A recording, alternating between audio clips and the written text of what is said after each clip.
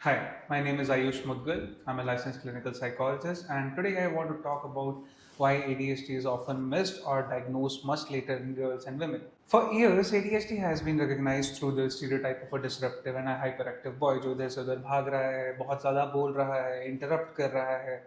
लेकिन ADHD सिर्फ यही नहीं होता और सिर्फ बॉयज़ में भी नहीं होता. Many girls struggle more quietly. वो क्लास में चुपचाप बैठी हो सकती है लेकिन मेंटली कहीं और डे ड्रीम कर रहे हैं, इंस्ट्रक्शंस भूल जा रहे हैं, छोटी छोटी चीज़ें खो जा रही है, टाइम मैनेज नहीं हो पा रहा है, क्या पता अंदर से ही काफ़ी ज़्यादा रेस्टलेसनेस हो रही है. अब क्योंकि वो क्लास को डिस्टर्ब नहीं कर रहे हैं तो उनकी प्रॉब्लम्स ज़्यादा लोगों को दिखाई नहीं देती हैं. क्योंकि इसके साथ एक बहुत इंपॉर्टेंट फैक्टर भी है. Girls also learn to mask. And वो मास्क क्यों करती हैं? Because society responds differently to the same behaviour when it comes from a boy and a girl.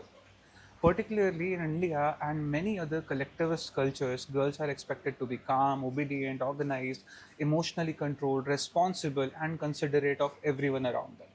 अगर कोई लड़की बहुत बोलती है तो उसे कहा जाता है कि वो मैनरलेस है, इंटरप्ट कर रही है तो उसे बोलने की तमीज़ नहीं है, अगर वो चीज़ें भूलती है तो केयरलेस है या इररेस्पॉन्सिबल कहा जाता है, अगर इमोशनली रिएक्ट करती है तो लोग कहते हैं बात बात पर रो जाती है, बहुत मूडी है, बहुत ड्रामेटिक है, बहुत गुस्सैल है.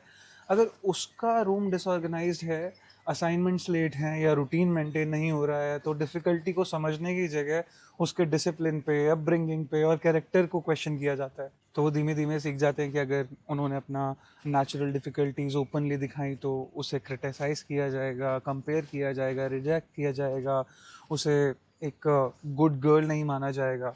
That is why she starts masking. Masking का मतलब ये होता है कि कोई इंसान अपने सिम्टम्स को हाइड करने के लिए एक्स्ट्रा एफर्ट डाल रहा है. वो हर चीज़ बार बार चेक करेगी ताकि कुछ भूल ना जाए, दूसरी ऑर्गेनाइज्ड गर्ल्स का रूटीन कॉपी करेगी, हर काम के लिए मल्टीपल अलार्म्स और रिमाइंडर्स लगाए जाएंगे, पेरेंट्स, फ्रेंड्स या पार्टनर पर डिपेंड करेगी कि वो उसे चीज़ें याद दिलाते रहे.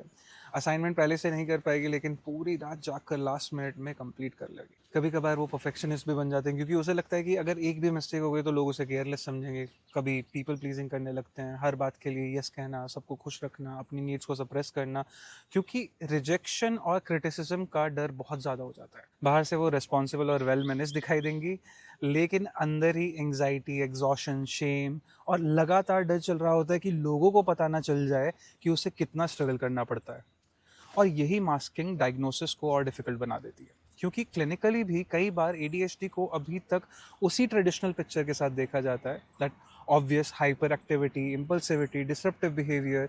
जब लड़की उस पिक्चर में फिट नहीं होती और ऊपर से उसने अपनी डिफ़िकल्टीज मास्क भी कर रखी होती हैं तो एडीएचडी कंसिडर ही नहीं किया जाता. धीरे धीरे वो anxiety, depression, burnout, low self esteem, eating difficulties या रिलेशनशिप प्रॉब्लम्स के साथ ट्रीटमेंट में आ सकते हैं. उन कंडीशंस का ट्रीटमेंट भी ज़रूरी होता है बट कई बार उनके पीछे जो life long attention, organisation, impulsivity और इमोशनल रेगुलेशन की जो डिफ़िकल्टीज थी वो फिर भी अननोटिस रह जाती है. And years later college, job, marriage, motherhood या बढ़ती रिस्पॉन्सिबिलिटीज़ के दौरान मास्किंग मेंटेन करना मुश्किल हो जाता है. तब पता चलता है कि शायद एडीएचडी स्टार्टिंग से ही था. सो girls and women are not necessarily diagnosed late because they struggle less. Many are diagnosed late because society taught them very early that their struggle had to remain hidden. In the next reel, we will discuss what a proper ADHD assessment actually involves and why feeling distracted, restless, or relating to Instagram reel does not automatically means that you have ADHD.